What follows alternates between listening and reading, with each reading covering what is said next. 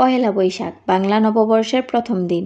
এই দিনটা শুধু একটা ক্যালেন্ডারের পাতায় তারিখ বদল নয়, এটা একটা অনুভব। রঙে রঙে মাখা আনন্দ, সাদা মেঘলা আকাশে নতুন করে বাঁচার ইচ্ছা, আর নিজেকে একটু সাজিয়ে তোলার এক অনন্য উপলক্ষ। এই অনুভবটাকে আমি আমার ক্যানভাসে ধরার চেষ্টা করেছি। আর এই পেন্টিংটা আসলে একটা রিক্রিয়েশন। এটা আমারই তোলা একটা ছবি থেকে আঁকা। সেই মুহূর্তের রং, ভঙ্গিমা আর আবেগ আমি রং তুলিতে আবার নতুন করে বুনে নিয়েছি।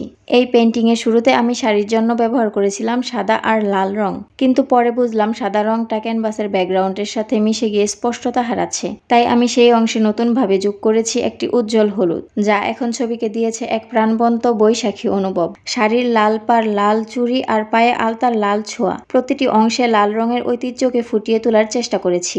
এই রঙগুলো শুধু রং নয়, এগুলো আমাদের সংস্কৃতির নীরব ভাষা। ব্যাকগ্রাউন্ডে আমি রেখেছি সবুজ ঘাস আর ছড়িয়ে দিয়েছি ছোট ছোট সাদা আর হলুদ ফুল।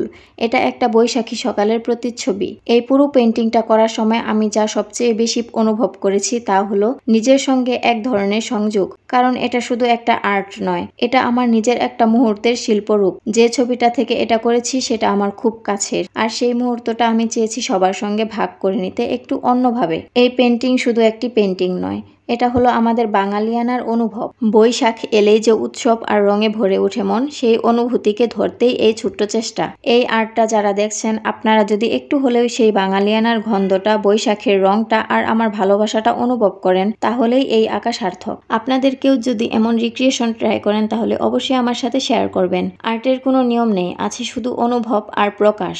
শুভ নববর্ষ সবাইকে। নতুন বছর হোক রঙে, আলোয় আর ভালোবাসায় ভরপুর। ভিডিও ভালো লাগলে অবশ্যই লাইক, শেয়ার আর ফলো করতে ভুলবেন না। আর হ্যাঁ, কমেন্টে জানাবেন আপনাদের পহেলা বৈশাখের স্মৃতি কেমন।